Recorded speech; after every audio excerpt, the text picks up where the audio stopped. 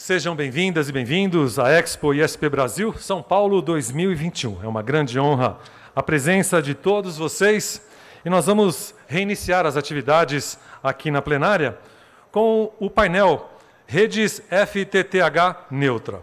Convidamos para mediar este painel o engenheiro Alan Araújo, engenheiro e mestre em Engenharia Elétrica e de Computação. Vamos recebê-lo, senhoras e senhores.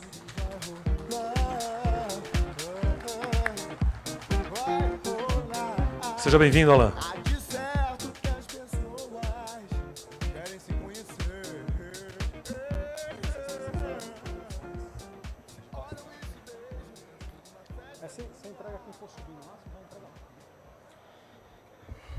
Olá, pessoal. Boa tarde a todos, boa tarde a todas. Uma imensa alegria, uma imensa satisfação a gente trazer um dos temas que está mais em alta no cenário nacional, que são as redes FTTH neutra. Eu costumo até brincar, né? O que são, o que elas comem, onde elas moram, onde elas vivem, a gente vai ficar sabendo agora, aqui nesse nosso painel. E eu quero convidar para compor esse painel, essa mesa comigo, no qual eu teria a honra de mediar, o doutor Guilherme Nigri, ele que é advogado, especialista na área de telecomunicações. Uma salva de palmas, por favor, doutor Guilherme Nigri.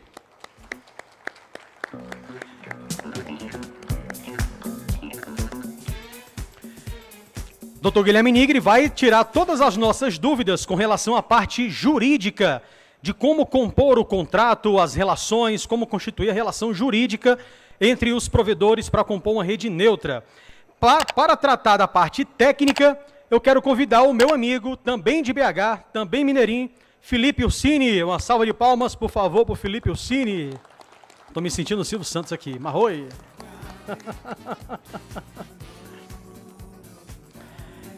No nosso painel, a gente também vai ter um ponto de vista bastante prático, certo? Real.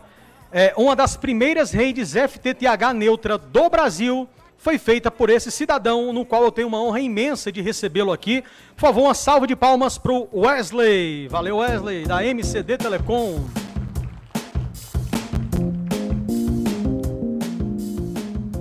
Musiquinha ficou boa, né, Wesley? Combinou contigo, ó. Muito bem, né? E para finalizar aqui a nossa bancada, a gente também convidou, aliás, justificando mais uma vez, nós temos a parte jurídica com o doutor Guilherme Nigri, nós temos a parte técnica com o Felipe Ursini e nós temos a prática, o mercado, com o meu amigo Wesley. E para fechar aqui, com chave de ouro, eu quero convidar o gerente da ZTE no Brasil, o Tarcísio Pilati. Uma salva de palmas para o meu amigo Tarcísio.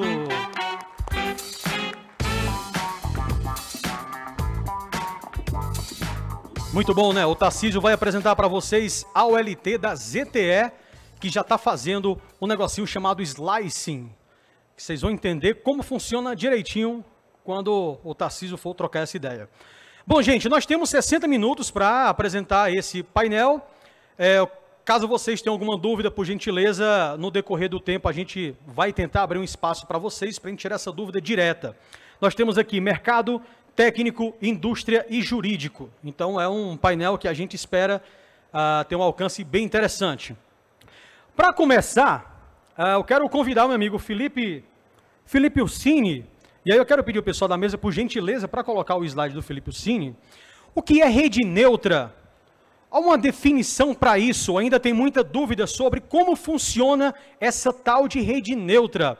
Felipe, por gentileza, você pode explicar para o nosso público o que realmente é essa rede neutra? Boa tarde para todos, né? Obrigado, Alan, pelo convite, né, de estar participando aqui desse painel, né, com esse grupo de peso aqui para falar de rede neutra.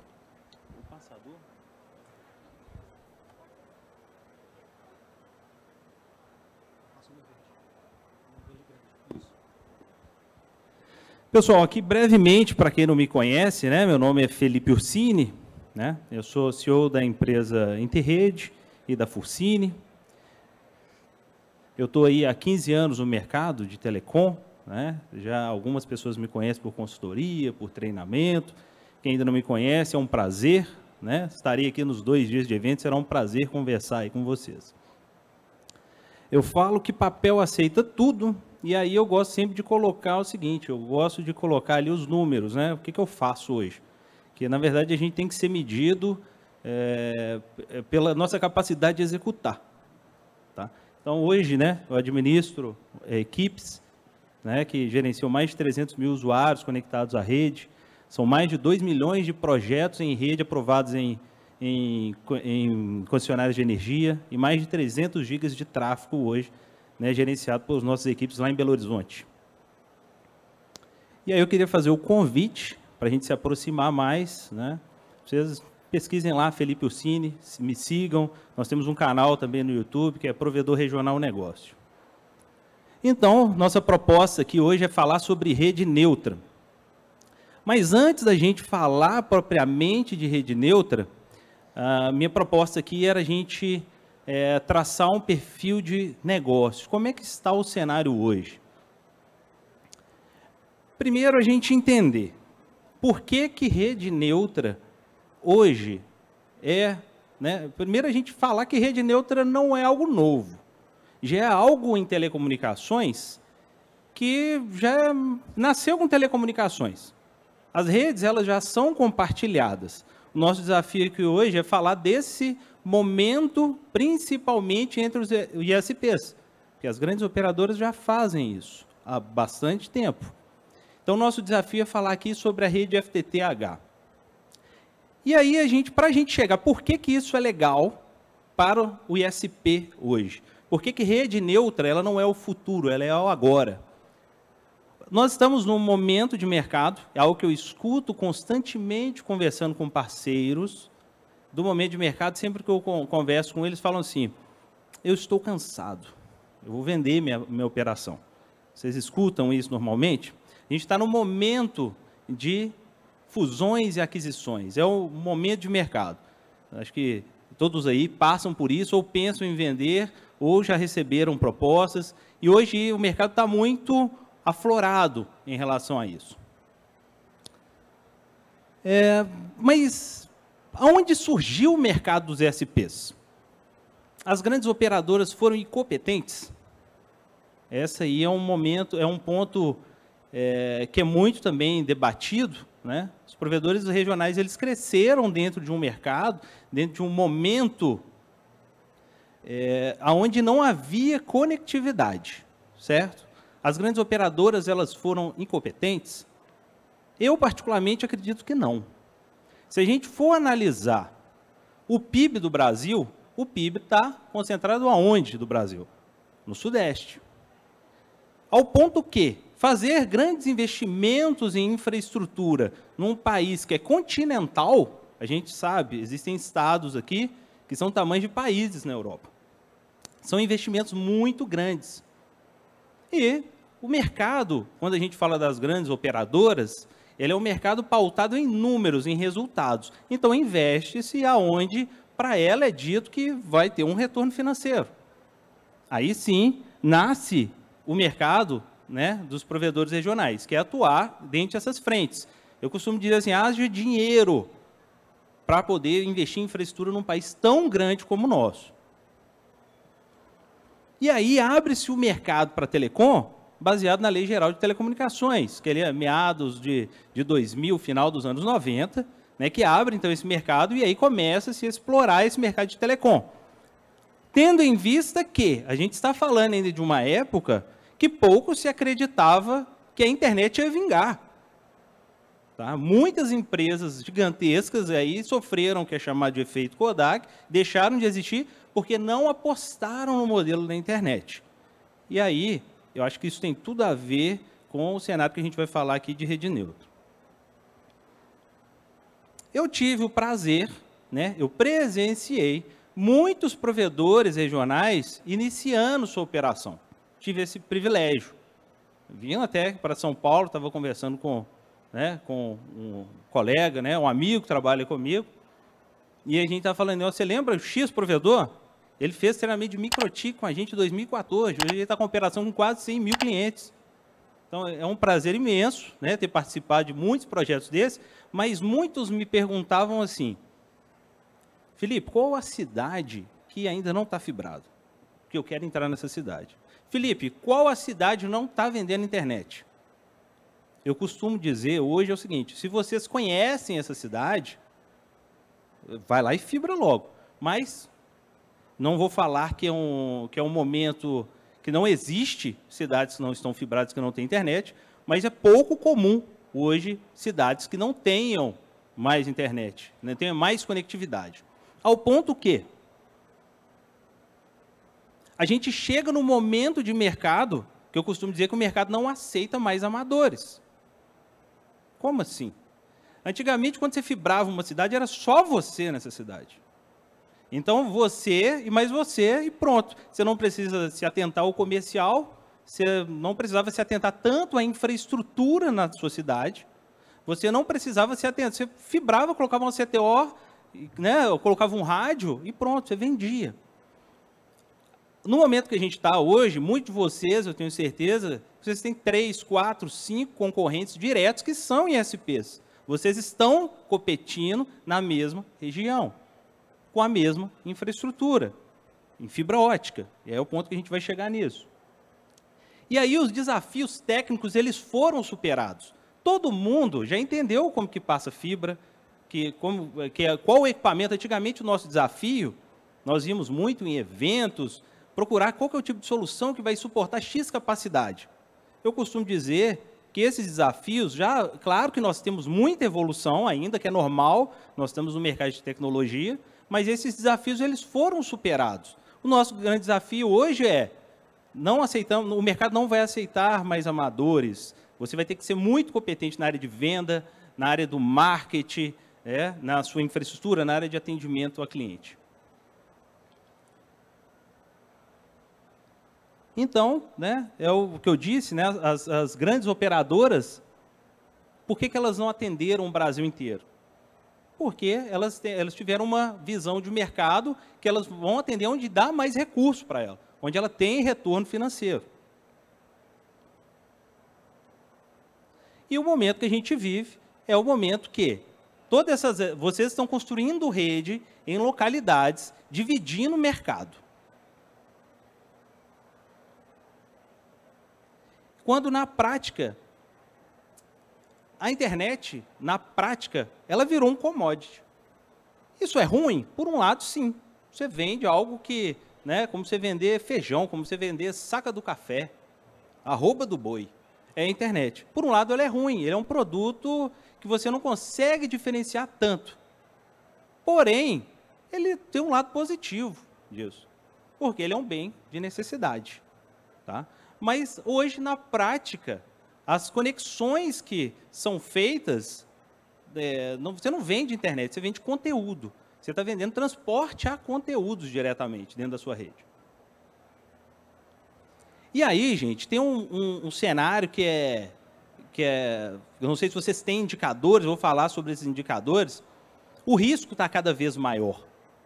Quando hoje vocês instalam uma rede FTTH, implementam uma caixa, eu dou consultoria para vários provedores e eu vejo esse indicador. E esse indicador, geralmente, vocês têm esse indicador aí de qual que é o percentual de ocupação de caixa? Geralmente entre 20% e 30%.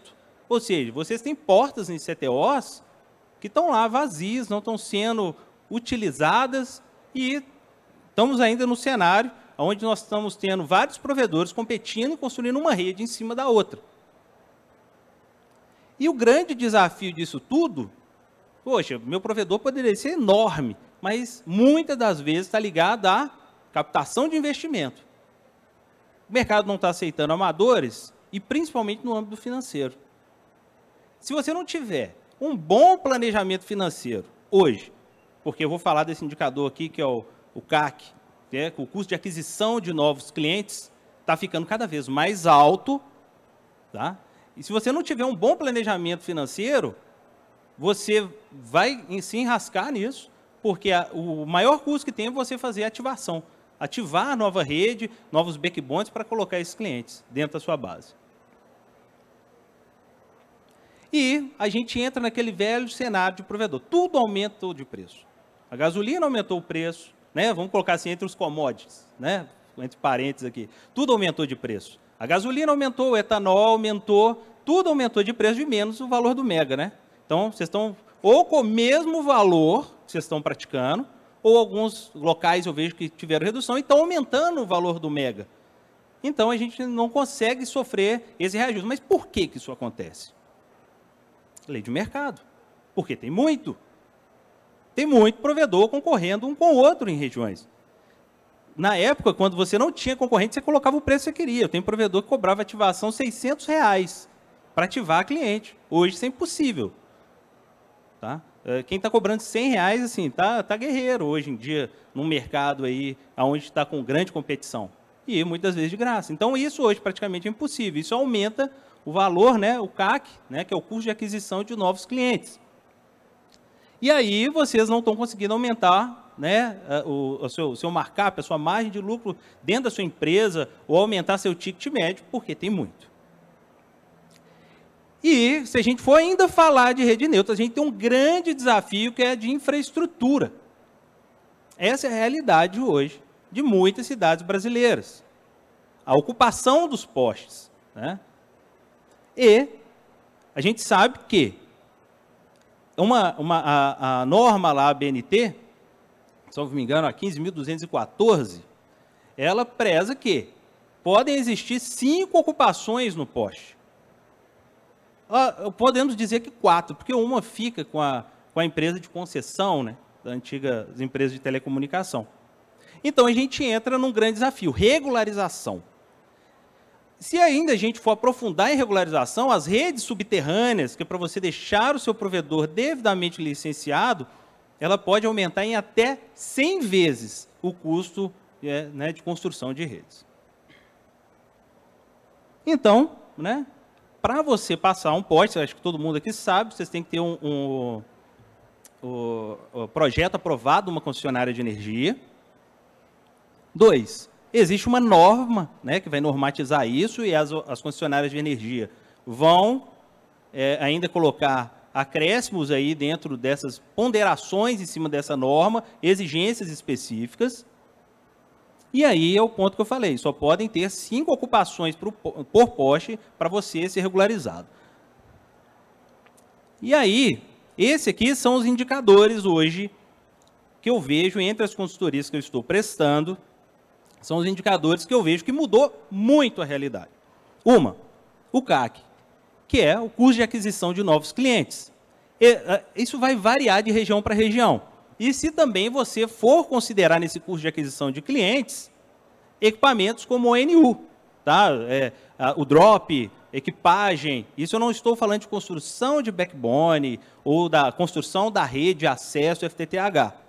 A aquisição de novos clientes está envolvendo o seu custo comercial, o seu custo com marketing, tá? E por que de 200 a 1.500? Porque você também pode querer considerar ali o seu custo de equipamentos.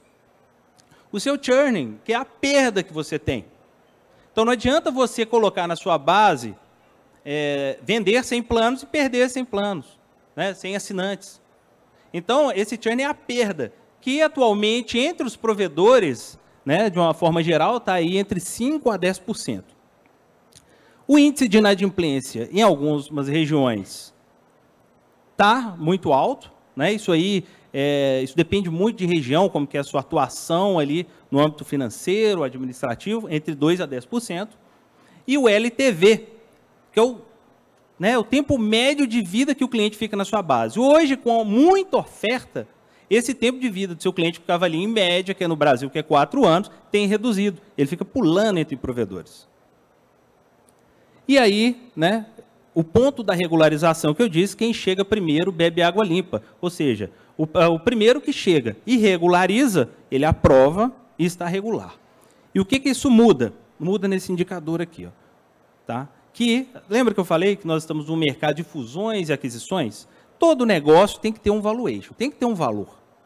E um valor hoje de um provedor regularizado, vamos colocar aqui o cenário. Tá? Se a gente está falando de valuation, a gente está falando de valor de negócio, e muitas pessoas hoje pensam que a infraestrutura pode estar ligada a isso.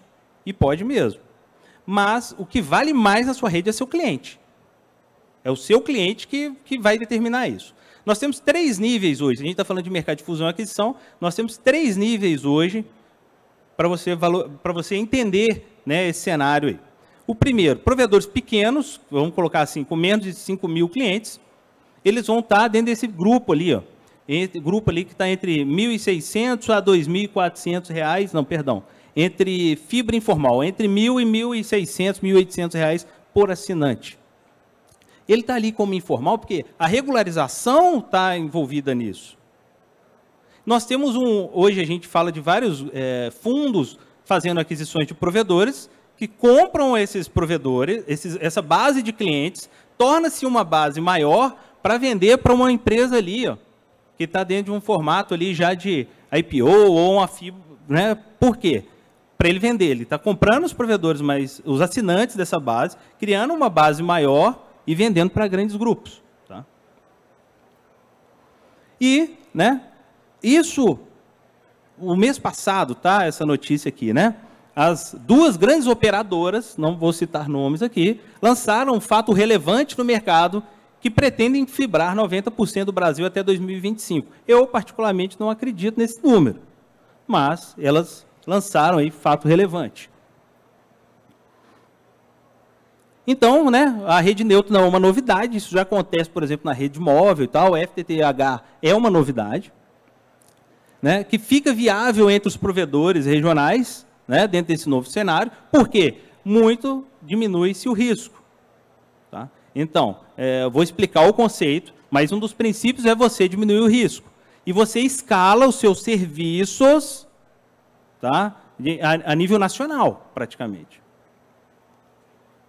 Te ajuda a não investir em commodity, porque o grande diferencial do seu serviço está na sua engenharia de core de rede e está na casa do cliente, no atendimento que você presta para ele. Então, esse desafio da fibra não está aqui, do commodity. Né? E esse aqui é o modelo, né, de engenharia de rede neutra. Então, ali a gente vê da central, tá, que ali é o OLT, no caso, que está ali na sala de equipamentos, a rede neutra, uma empresa que administre a rede neutra, e aí nós temos aqui, né, o Wesley e o Tarcísio, que vão poder falar mais aqui com a gente em relação a modelos que eles, né, você está aplicando, né, Wesley? Mas, basicamente, é a central OLT, e aí todo o cabeamento óptico, a splitagem aérea ou subterrânea, e aí até a casa do cliente. Aí é um modelo que pode variar. Existem alguns modelos de rede neutra que entrega a fibra até a casa do cliente. Vai lá dentro, coloca a drop, coloca a PTO, você só coloca o NU. Existem outros modelos que não. Libera a porta, você passa o drop, enfim, aí é modelos de negócio. Mas, basicamente, então, a rede do POP, da central OLT, até a casa do cliente, ela pode ser administrada uma rede neutra. E você entronca, né, o seu link diretamente na OLT, tá? Que é a sua rede toda, e aí nós vamos falar aqui de cenários práticos depois. Um dos princípios básicos e fundamentais da rede neutra é a neutralidade. Né? Ela não é uma rede de nenhum desses provedores, ela é uma rede que está sendo administrada, tá, por uma empresa neutra e que várias operadoras, vários provedores podem utilizá-la. E outra é a isonomia, né? Que é um modelo, né, que ela pode dar força para todos da cadeia, independente do tamanho dela. Ela vai tornar competitivo, tá, todos os provedores, independente do tamanho. A grandona, né, uma operadora e um provedor regional que tenha 100 clientes. Ela vai ter que dar essa isonomia.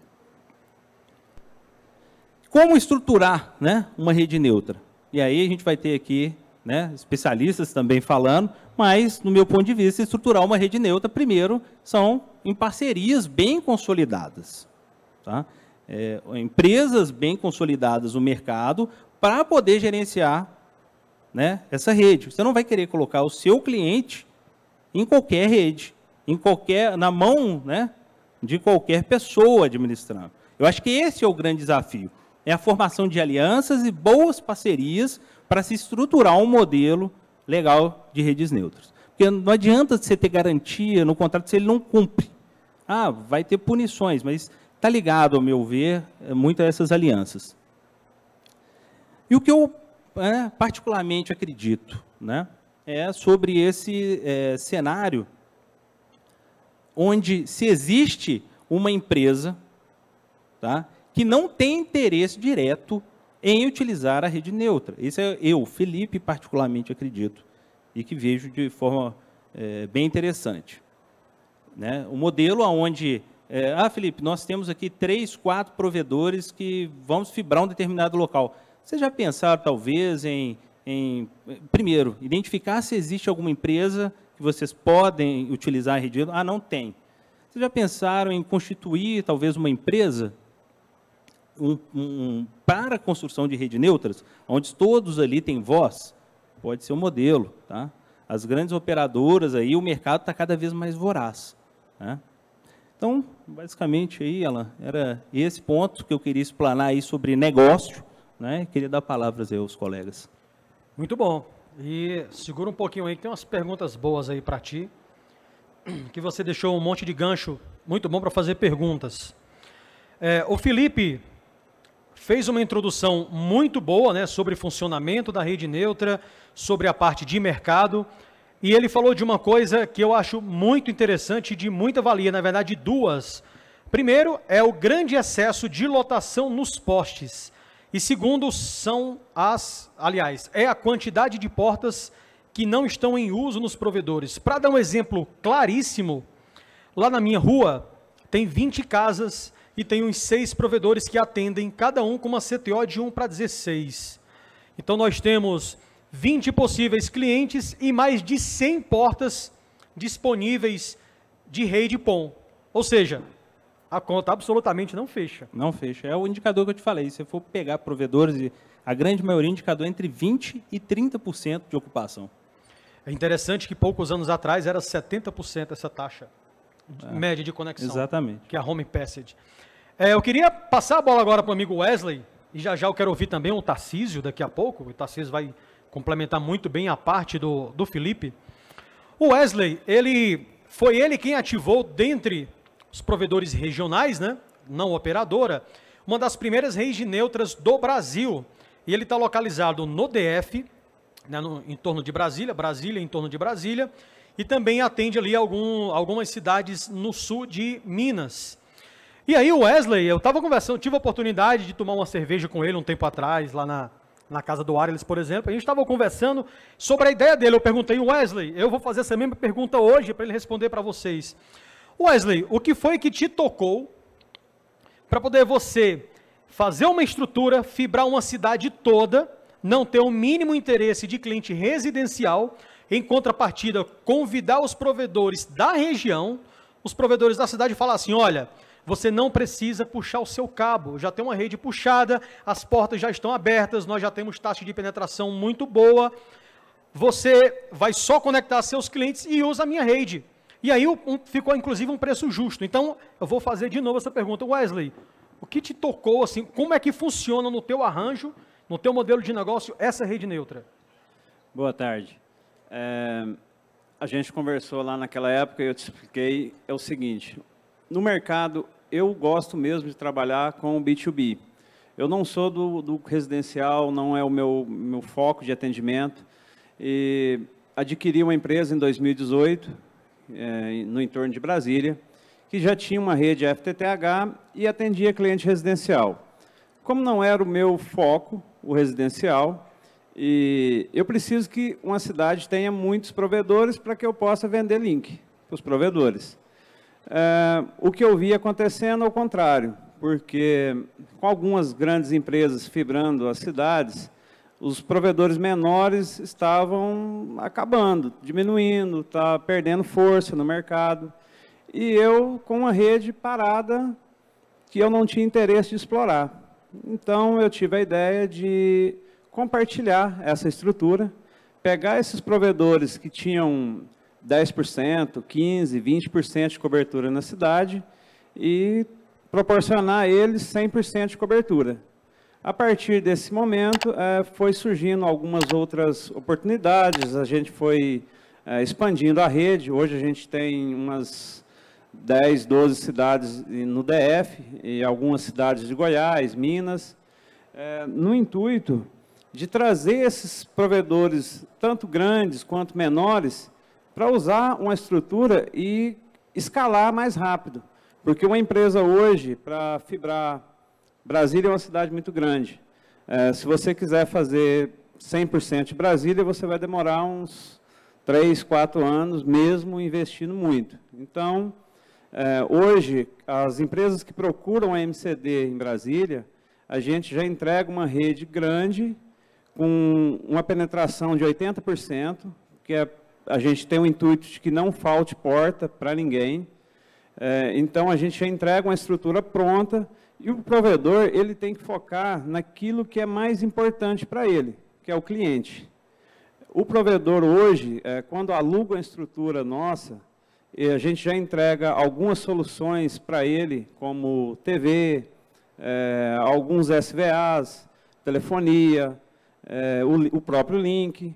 Não é obrigatório que o link seja da minha empresa, até que ele falou, tem que ser neutro, a gente não pode obrigar. Porém, a gente entrega também, tem o data center para que possa colocar os equipamentos. E o intuito disso tudo é que o provedor foque no cliente, no atendimento. E esqueça a parte de infra, que a parte de infra a gente controla ela. Wesley, te cortando um pouquinho e encaixando mais uma pergunta para ti. Por exemplo, eu tenho um provedor, né, vou dar um exemplo, eu tenho um provedor aqui em São Paulo e quero atender um cliente lá em Brasília, eu posso entrar em contato contigo, você atende lá e te pago, obviamente, um percentual do valor. É assim mesmo que funciona o teu projeto? Sim, a gente não faz a instalação do cliente, mas eu entrego toda a estrutura, você pode colocar o seu concentrador PPPoE dentro do meu data center, a gente indica pessoas que fazem o trabalho terceirizado, se for o caso, se você quiser atender um grupo pequeno de pessoas ou empresas dentro de Brasília, a gente pode te indicar pessoas que vai fazer essa instalação para você e usa a nossa estrutura. O que eu não faço é a parte do atendimento final mesmo do cliente. Na prática, vou te fazer uma pergunta, mas tu não vai responder agora para ficar um suspensezinho. Na prática, qual é esse valor que você cobra? Assim, com link, sem um link, cedendo infraestrutura e cedendo o seu link. Para cada cliente, qual é o valor mensal que você cobra do provedor e qual é o ticket médio que o provedor cobra do cliente final? Tu não responde agora, para ficar um suspense, que eu acho que se a galera, muita gente me pergunta isso, mas antes, eu queria dar a palavra, meu amigo Tarcísio, por favor, passa o microfone para ele. Queria pedir ao pessoal da mesa para colocar o slide do Tarcísio, inclusive. O Tarcísio, ele é gerente da ZTE. E aí, não sei se vocês já tiveram oportunidade, mas nos eventos regionais da Expo e SP, eu tenho rodado aí há mais de um ano com essa palestra de redes neutra. E aí eu fui pesquisar que a dúvida do pessoal é equipamento, como é que a gente faz, como é que a gente elabora, como é a prática, né?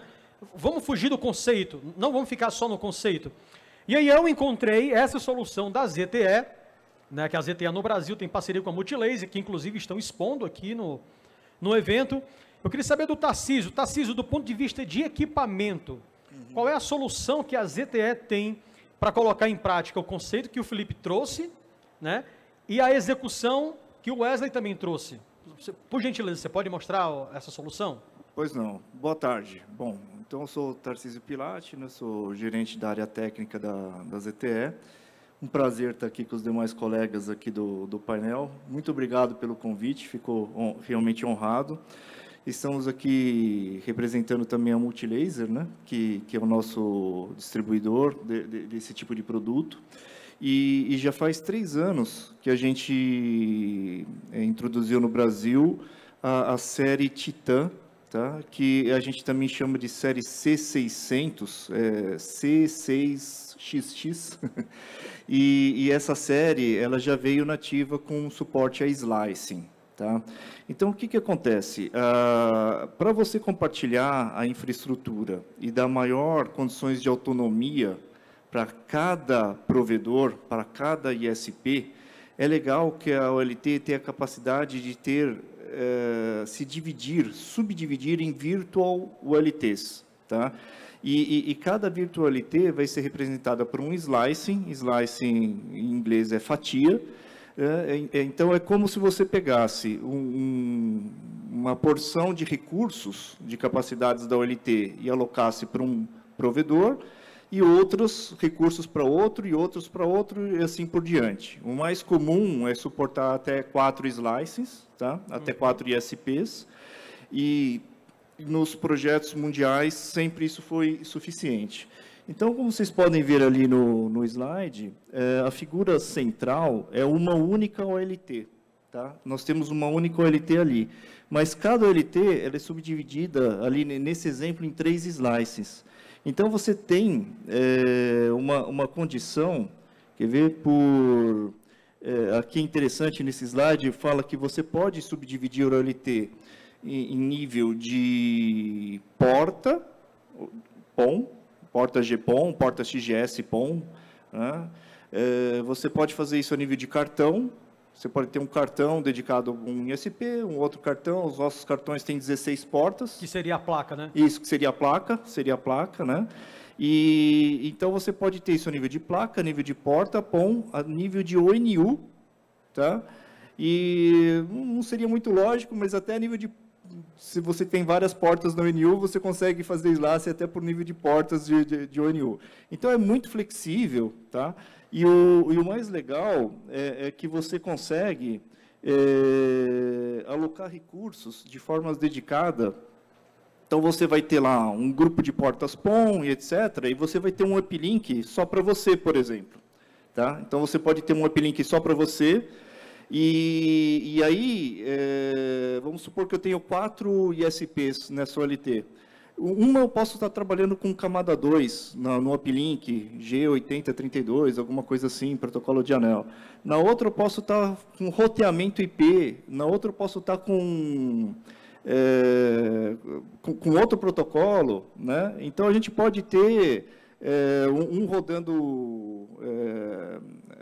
o SPF, no outro pode estar rodando outro protocolo IP, MPLS também, outro ISP pode estar rodando com MPLS. Então, você consegue, de forma lógica, dar autonomia para os ISPs. Uma independência, né? Exatamente, uma independência. E essa independência se estende também para a parte do sistema de gerência. Aqui a gente fez um exemplo só com 2 provedores, tá? Mas no sistema de gerência, você consegue controlar. Cada ISP vai controlar só o que é seu, tá? Até aí não é muito novidade, mas cada ISP vai ter o seu OSS, se quiser. Tá? Então, se você for um ISP já um pouco maior, e você tiver o seu Automatic Provisioning System, um ACS, alguma coisa assim, você consegue ter esse mecanismo. Tá?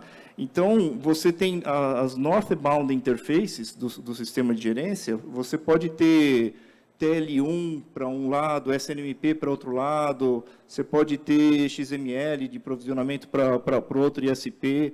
Então, é importante vocês terem uma solução que seja flexível, não só do ponto de vista do acesso em si, mas da gerenciabilidade. Né? O OIM tem que ser completo, né? E cada um tem que ter a autonomia de gerenciar o que é seu, tá? E sem ver, inclusive, o que o outro tem. Tá? Então, você tem garantia de segurança, e isso é feito a nível de hardware. Por exemplo, quando você aloca portas, PON, você aloca quantidade de MAC address, você consegue, tudo por slicing, você consegue colocar, e você consegue reaproveitar todo o endereçamento IP, VLAN, etc., para cada ISP, porque isso é independente no uplink. Tá?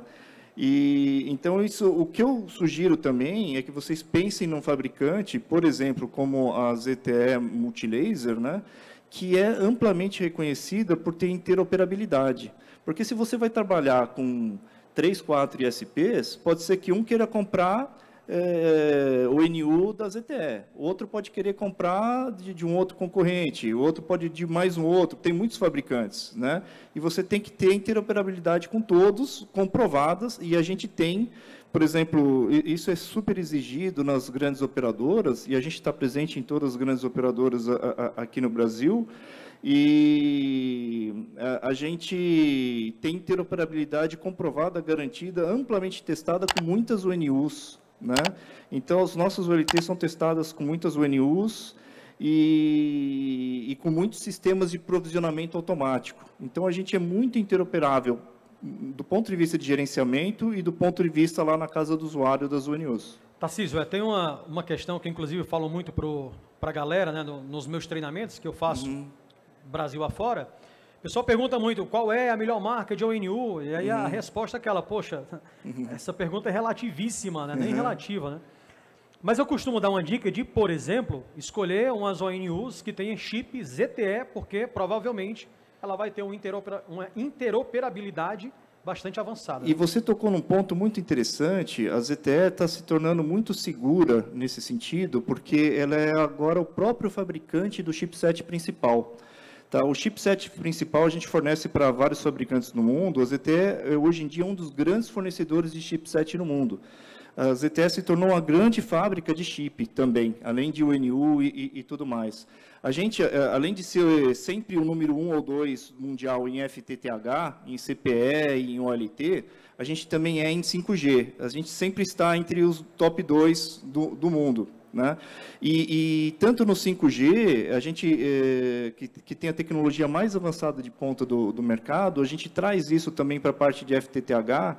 A gente tem chips já com 7 nanômetros. Tá? Isso daí é o estado da arte de processador em qualquer indústria mundial. Você quase atômico já. Você pode comparar isso com Intel, com Qualcomm, com quem você quiser. Né?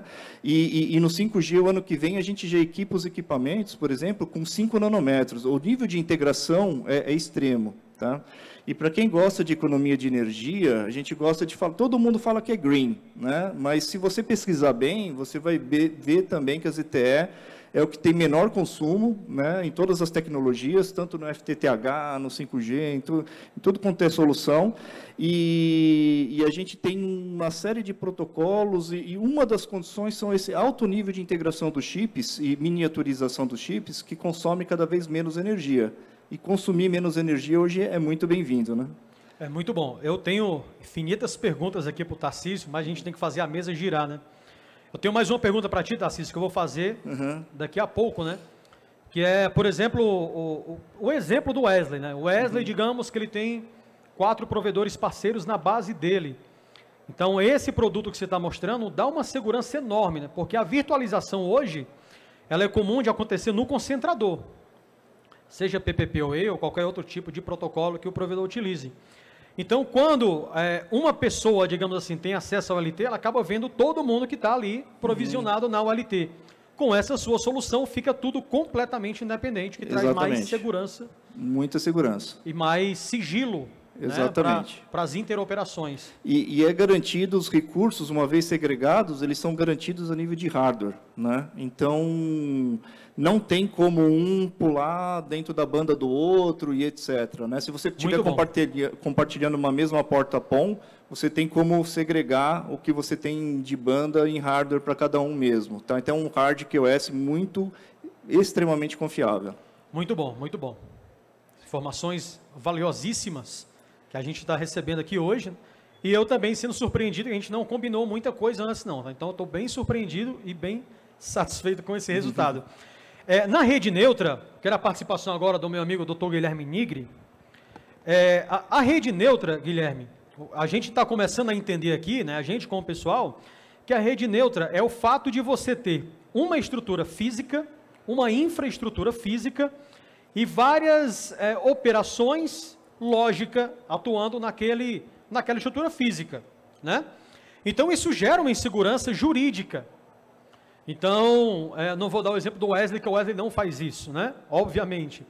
Mas eu vou contratar uma rede neutra em São Paulo para atender meus clientes e quais são os termos que eu preciso ter com aquele meu fornecedor para que ele garanta aquela qualidade, para que ele garanta um SLA, um tempo de chamado, para que ele garanta a qualidade. Como é que funciona isso juridicamente? A gente faz um contrato, locador, locatário, tem alguma coisa especial? Enfim, explica bem da base, que eu também preciso saber disso. Tá? Boa tarde, Alain. Obrigado aí pelo convite. Boa tarde, pessoal. Bom, é um desafio para mim estar falando de rede neutra aqui hoje, porque, apesar de estar acontecendo de fato, a regularização, a legislação, ela vem somente depois. Né? Então, o fato jurídico que está acontecendo, que é o Wesley, que é a testemunha viva, né, ela vai ser acompanhada pela regulamentação da Anatel, do Código de Defesa do Consumidor, o que ainda não aconteceu. Por isso que eu falo que é um desafio muito grande. Todavia, como é um fato existente, né, as relações humanas e as relações entre empresas, B2B, elas têm que ser pautadas por contratos, porque a concepção jurídica de um contrato é que ele faz lei entre as partes. É claro que ele não pode ter nada ilegal. Né? Então, a princípio, né, as empresas hoje que querem usufruir de uma rede neutra, ela tem que se resguardar, né, com todos aqueles detalhes, mediante um contrato, onde que tem o SLA, né, todas as garantias de uma prestação de serviço, até porque ele vai ser responsável na ponta.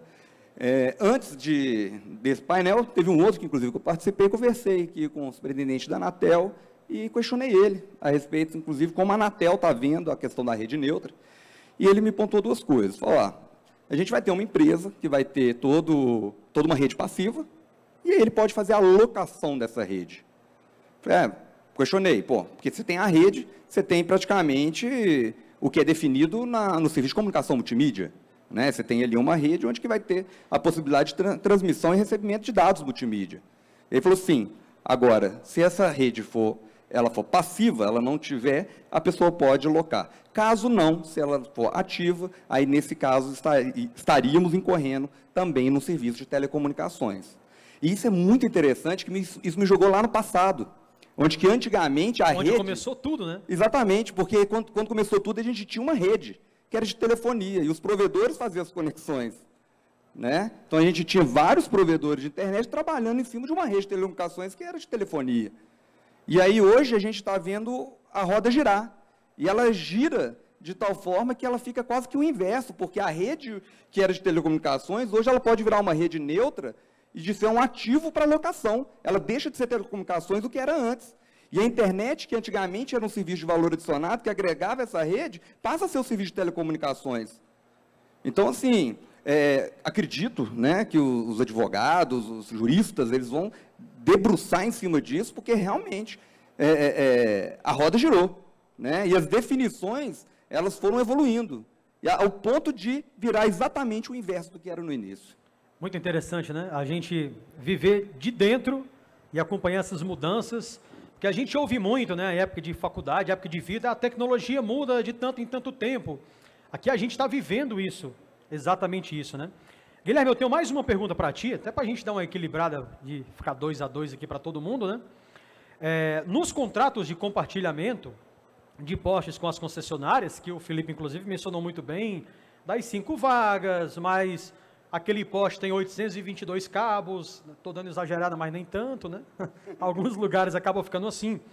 Então, o compartilhamento do compartilhamento, ele, na maioria dos contratos que eu conheço das concessionárias, ele é explicitamente proibido. Mas o compartilhamento do compartilhamento é, por exemplo, eu pegar a sua ferragem e lançar meu próprio cabo. Quando esse compartilhamento do compartilhamento ele acontece a nível de fibra, a nível lógico, você acha que isso vai se encaixar? Você acha que isso pode ser um problema que a concessionária pode alegar, enfim, trazer algum problema jurídico? Desde que a empresa responsável pela rede neutra seja a titular, né, perante a concessionária de energia, ela que vai dar toda a manutenção, ela que vai dar todas as respostas necessárias, manutenção, etc., etc., eu não vejo problema. Tá? Acredito até que é a solução. Né? Inclusive, provavelmente serão temas aí dos próximos capítulos da vida jurídica de provedor. Acho que não tem nenhum caso ainda desse, não, né? Não sei, talvez não. Eu quero puxar agora, na verdade, fazer uma observação, pessoal, que quando vocês tiverem a oportunidade de operar uma rede neutra ou de locar uma rede neutra para que vocês possam atender um cliente na região que vocês não tenham rede física lançada, né? O Guilherme falou da parte jurídica, tal, procurar uma empresa que tenha, obviamente, autorização da Anatel, mas é importante também você ter critérios técnicos. Você saber se a rede está regularizada, porque se você contrata uma rede neutra e a rede não está regularizada junto à concessionária, a qualquer momento pode ter uma fiscalização, ter um corte e você acaba ficando fora. Então veja se as ferragens do cara, a rede dele é bem lançada, veja se ele não tem um backbone de drop, que às vezes isso acontece. Tem problema? Bom, tecnicamente falando, a fibra é igual, mas a estrutura é do cabo. Então, quanto mais frágil for a rede que você locar, mais problema provavelmente você vai ter para atender os seus clientes lá na ponta, né? Então fica essa dica. Não vão apenas boca a boca, digamos assim. É bom você fazer inspeção e conhecer de perto a estrutura dessa empresa, né? Felipe, para a gente fazer a rodada final, a gente tem 10 minutos. Então vamos fazer umas bate-bola aqui, né? Na tua vivência, todo mundo tem pouca vivência de rede neutra, né? Haja visto que, na verdade, a gente trabalha há alguns anos, mas o tema é relativamente novo.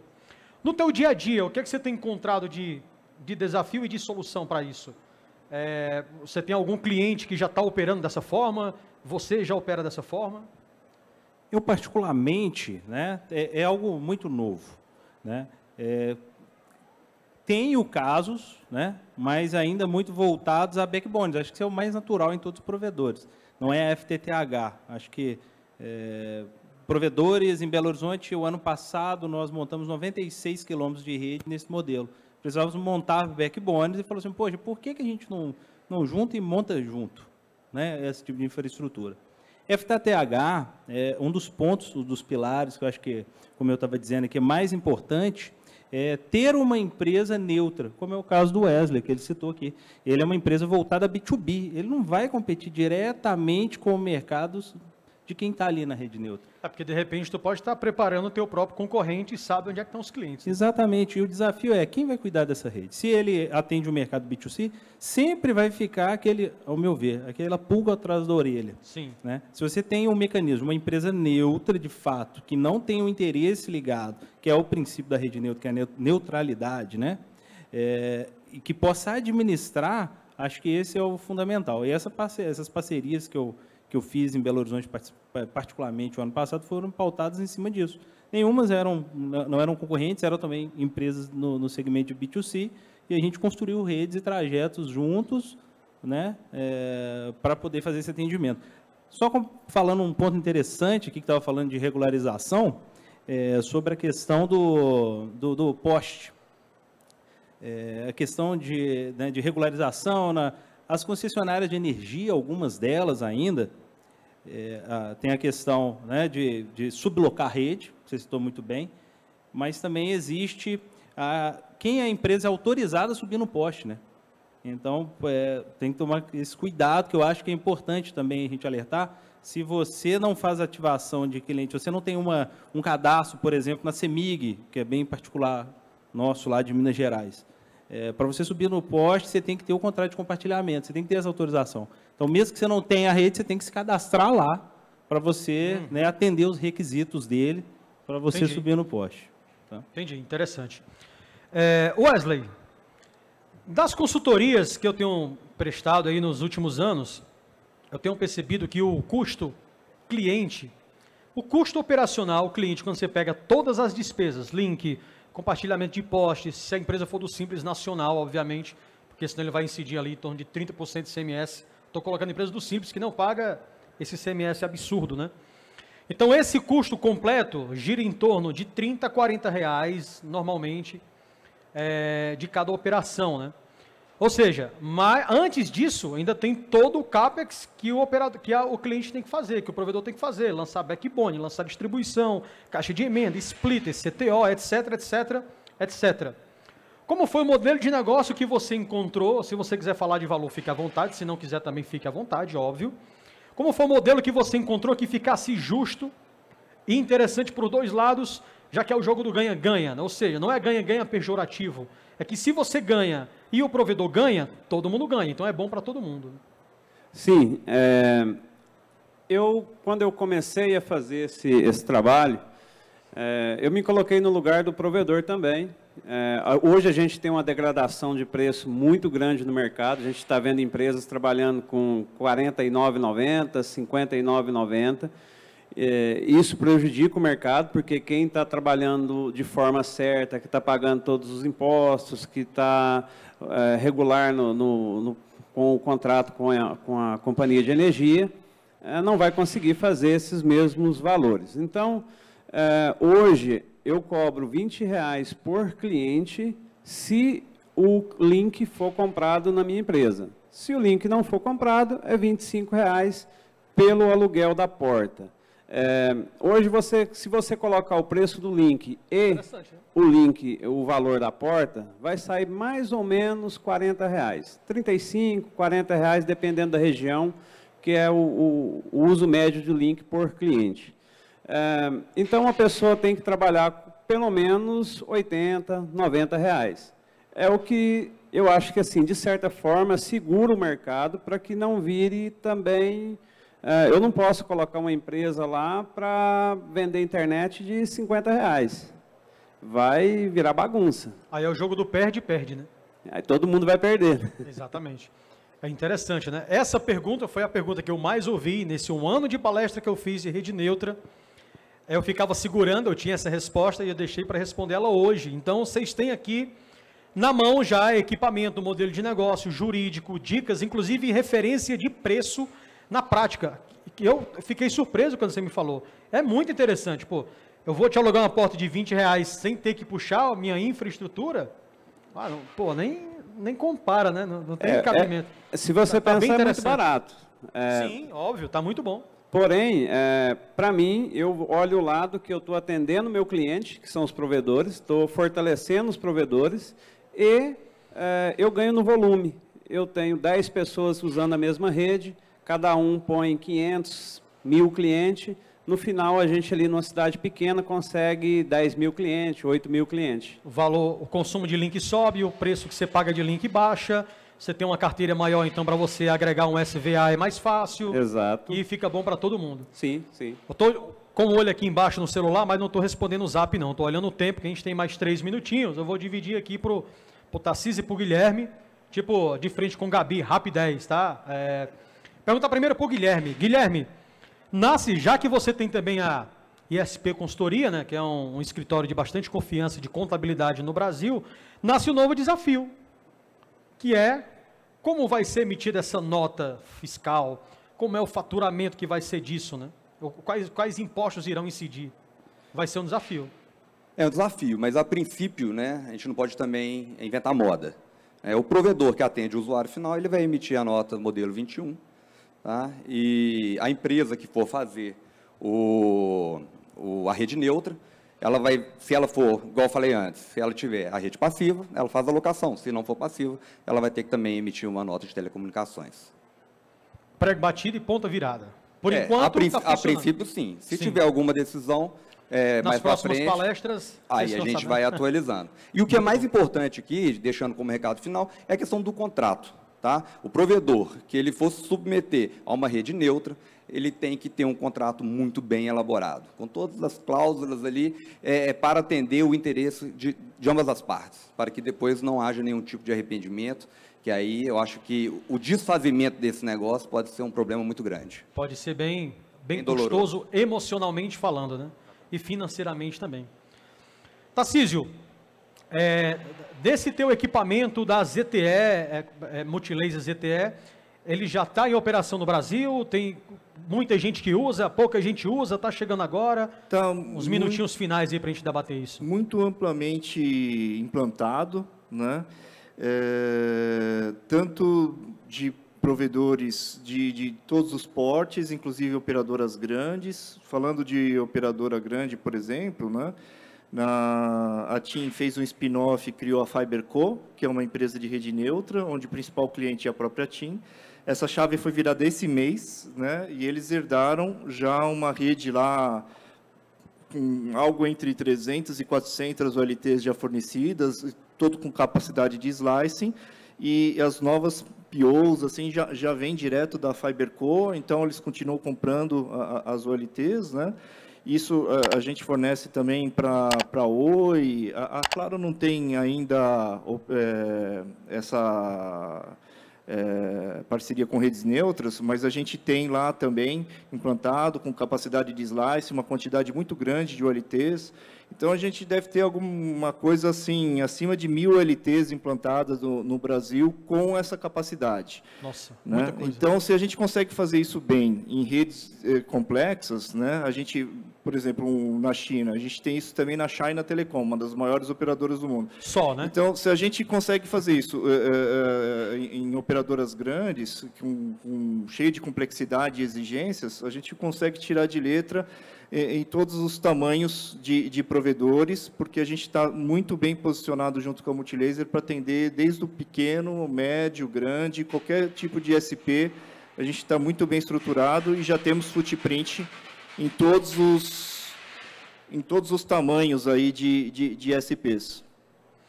Bom, gente, eu estou completamente insatisfeito. Eu queria passar 5 horas aqui debatendo com o pessoal. Eu acho que está só começando. Eu achei muito produtivo. Queria abrir 10 minutos para a pergunta da galera, mas eu tenho uma vibração aqui na minha perna só dando choque. O pessoal está apertando ali. Disse que eu tenho que descer. Está falando aqui no meu ponto. Alan, acabou. Então a gente tem que respeitar o tempo em consideração ao próximo palestrante. Mas eu quero aqui enormemente agradecer a disponibilidade, a paciência do Tarcísio, do Guilherme, do Wesley e do Felipe. Inclusive, eu acho que a gente podia combinar uma live de 10 horas aí também depois, para explicar a galera. O Tarcísio, vocês podem ver ele no stand da Multilaser. O Guilherme tem um stand aqui da ISP Consultoria. Eu, o Wesley e o Felipe vamos estar rodando por aí, então podem chamar a gente, tirar mais dúvidas, tá bom? Gente, eu queria pedir uma salva de palmas para vocês e para os nossos convidados, que explanaram perfeitamente esse tema. Muito obrigado.